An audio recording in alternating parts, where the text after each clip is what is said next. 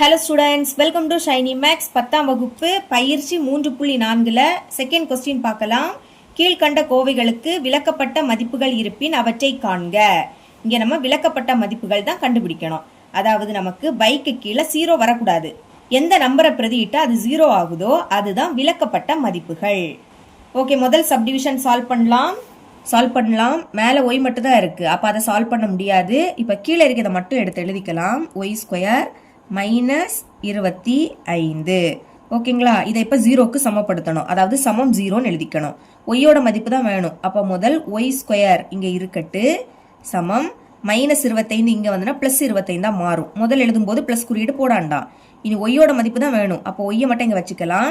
Square அங்கே போச்சுன்னா ரூட்டாக மாறும். ஞாபகம் வச்சுக்கோங்க, ஸ்கொயர் அங்கே போச்சுன்னா ரூட்டாக மாறும். இனி 25 உள்ளே எழுதணும். அதை எப்படி எழுதலாம்னா 5 × 5 5 25. அப்போ 25 இப்படி எழுதிக்கலாம். இனி ரூட்டுக்குள்ள 2 நம்பர் சேமா இருந்துன்னா ஒரு நம்பரை வெளியே எடுக்கலாமா? வெளியே எடுக்கும் போது +or- இப்படி எழுதிக்கிட்டு தான் வெளியே எடுக்கணும். 5 2 வாட்டி இருக்கு, ஒரு 5 வெளியே எடுத்துடலாம். இதுதான் என்னது ஒய்யோட மதிப்பு, அதாவது விளக்கப்பட்ட மதிப்புகள். +5 -5. இப்போ இதை ஒய்யோட பிளேஸ்ல பிரதியிட்டீங்கன்னா உங்களுக்கு 0 ஆயிடும். முதல் +5 பிரதியிடலாமா? ஒய்க்கு பதில் +5. அடுத்து ஸ்கொயர் இருக்கு, அதனால ஹோல் ஸ்கொயர். அப்புறம் -25. சால்வ் பண்ணுங்க. 5 ஸ்கொயரோட மதிப்பு என்னது? 25. -25. 25ல இருந்து 25 கழிச்சா 0ன்னு கிடைக்கும். ஓகேங்களா? இப்ப மேல ஒய் இருக்கும், பைக்கு கீழே என்ன ஆயிடும்? 0 ஆயிடும். மேல என்ன வேணாலும் இருக்கலாம், ஆனா பைக்கு கீழே 0 ஆயிடுச்சுன்னா இது என்ன ஆயிடும்னா இன்ஃபினிட்டியா மாறிடும். சரிங்களா? அதனால பைக்கு கீழே 0 வரக்கூடாது. அப்போ எந்த நம்பரை பிரதியிட்டா 0 வருதோ அதுதான் விளக்கப்பட்ட மதிப்புகள். சரிங்களா? இங்க +5 -5 பிரதியிட்டா உங்களுக்கு 0 வரும். வேணா அடுத்த -5 பிரதியிட்டு பாருங்க, உங்களுக்கு 0 தான் கிடைக்கும்.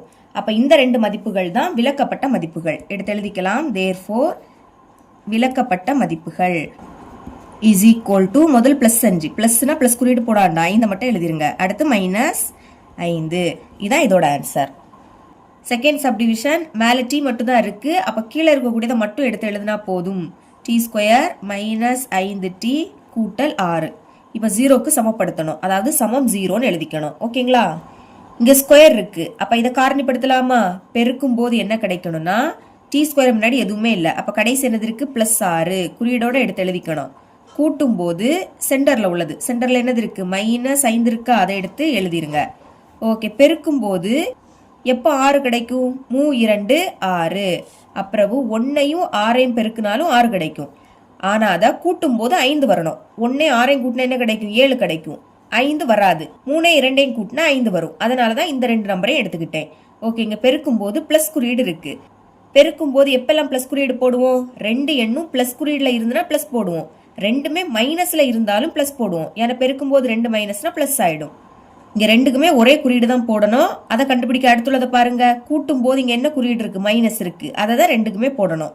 அப்ப இங்கே மைனஸ், இங்கே மைனஸ். இப்ப செக் பண்ணுங்க. பெருக்கும் போது 2 மைனஸ்னா பிளஸ் ஆயிடுமா? 3 2 6. கரெக்டா +6 வருது.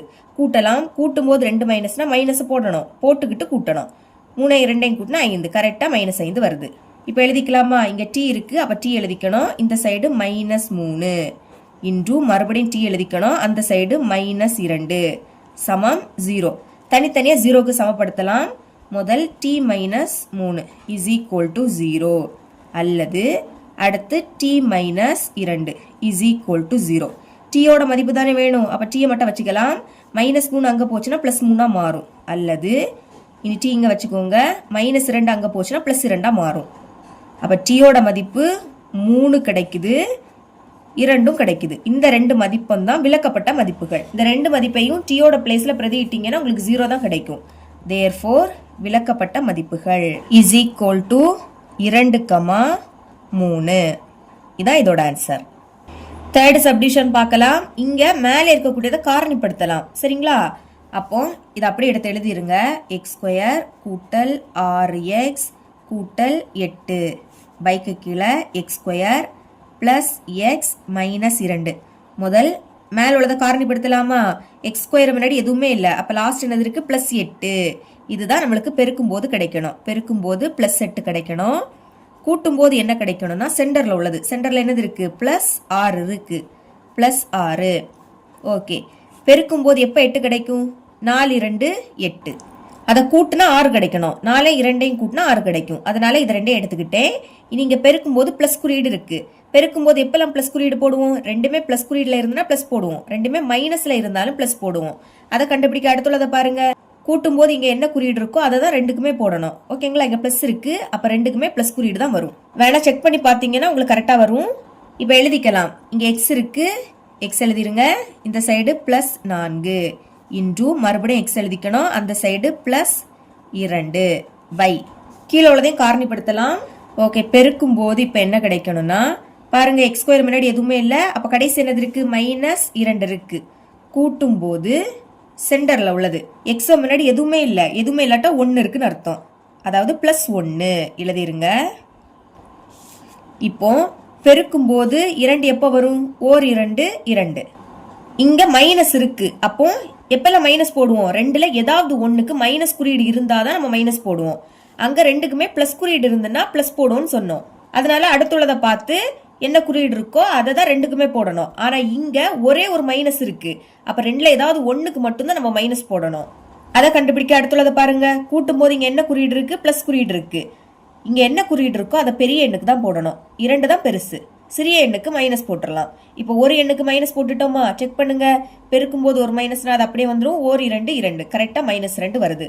கூட்டலாம். கூட்டும் போது ஒரு மைனஸ்னா கழிக்கணும். கழிச்சு பெரிய எண்ணோட குறியீட போடணும். கழிங்க. 2ல இருந்து 1 கழிச்சா 1, பெரிய எண் 2, அதோட குறியீடு பிளஸ் கரெக்டா வருது. இப்போ எழுதிக்கலாம். இங்கே எக்ஸ் தான் இருக்கு, இந்த சைடு என்னது இருக்கு? -1 இன்டூ மறுபடியும் எக்ஸ், அந்த சைடு +2. இப்போ x plus 2 x plus 2 cancel. பாக்கி என்னது இருக்கும்? X plus 4 by x minus 1. மேலே என்ன வேணாலும் இருக்கலாம், ஆனா கீழே தான் நம்மளுக்கு 0 ஆகக்கூடாது. அதனால கீழே உள்ளதை மட்டும் இப்போ எடுத்து எழுதிருங்க. எழுதியாச்சு. அதை 0க்கு சமப்படுத்தணும். இங்க எக்ஸோட மதிப்பு கண்டுபிடிக்கணும். அப்ப எக்ஸை மட்டும் வச்சுக்கலாம். -1 அங்க போச்சு என்ன ஆயிடும்? +1 மாறும். பிளஸ்னா பிளஸ் குறியீடு போடாண்டாம். இதுதான் என்னது? எக்ஸோட மதிப்பு. இந்த மதிப்பு தான் விளக்கப்பட்ட மதிப்புகள். எடுத்து எழுதிக்கலாம். therefore விளக்கப்பட்ட மதிப்பு ஒரு மதிப்பு இருக்கிறதுனால விளக்கப்பட்ட மதிப்பு அப்படின்னு எழுதினா போதும். 1 தான் இதோட ஆன்சர். 4th subdivision. மேல உள்ளதை ஃபார்முலா யூஸ் பண்ணி காரணிப்படுத்தலாம். அப்ப கொஸ்டின் அப்படியே எடுத்து எழுதிருங்க. x³ -27 by x³ plus x² -6 into x. Okay, x³ அப்படியே இருக்கட்டு. இனி இந்த மைனஸ், இங்க கியூப் இருக்கிறதுனால 27 எப்படி எழுதலாம்னா 3 கியூப்னு எழுதிக்கலாம். அதாவது 3 வாட்டி எழுதி பெருக்கினீங்கன்னா உங்களுக்கு 27 தான் கிடைக்கும். அப்ப அதை அப்படி எழுதிருங்க. இனி பாருங்க, இங்க x³ இருக்கு, நமக்கு x² இருக்கணும், அப்பதான் காரணிப்படுத்த முடியும். இப்போ 3ல x இருக்கிறதுனால எக்ஸ பொதுவா வெளியே எடுத்துருங்க. வெளியே எடுத்த உடனே பிராக்கெட்டை ஓபன் பண்ணணும். எக்ஸ் 3 வாட்டி இருக்கா, ஒரு எக்ஸை வெளியே எடுத்துட்டோம். அப்போ உள்ள 2 எக்ஸ் இருக்கும். எக்ஸ் எழுதிக்கிட்டு அடுக்குல 2ன்னு எழுதிக்கணும். பிளஸ் இங்க எக்ஸ் 2 வாட்டி இருக்கு, ஒரு எக்ஸை வெளியே எடுத்தா உள்ள ஒரு எக்ஸ் இருக்கும். மைனஸ் இங்க ஒரு எக்ஸ் தான் இருக்கு, அதை வெளியே எடுத்தா பாக்கி என்னது இருக்கும்? 6 இருக்கும். ஓகே, இனி மேல என்ன ஃபார்முலானா a³ மைனஸ் b³. அதாவது 2லயும் கியூப் இருக்கு, நடுவுல மைனஸ். இங்கே 2லயும் கியூப் இருக்கு, நடுவுல மைனஸ். அதனாலதான் இந்த ஃபார்முலா. இதை இப்ப எப்படி எழுதலாம்னா a minus b into a² plus a into b plus b². இதுதான் ஃபார்முலா. இப்ப இது இப்படி இருக்கா, அதை இப்படி மாத்தணும். அதுக்கு ஏயோட மதிப்பு வேணும். ஏன்னா மைனஸுக்கு முன்னாடி இருக்கு. அப்ப மைனஸுக்கு முன்னாடி பாருங்க, கியூபை விட்டுறலாம். ஏருடைய பிளேஸ்ல என்னது இருக்கு? எக்ஸ் இருக்கு. அப்ப ஏக்கு பதில் எக்ஸ். சென்டர்ல மைனஸா. இனி பி வேணும். பினா மைனஸுக்கு அடுத்து பார்க்கணும். மைனஸுக்கு அடுத்து பாருங்க, கியூபை விட்டுறலாம். பியோட பிளேஸ்ல என்னது இருக்கு? 3 இருக்கு. அப்ப பிக்கு பதில் 3 இன்டூ ஏயோட மதிப்பு எக்ஸ், ஸ்கொயர் இருக்கு எழுதிருங்க.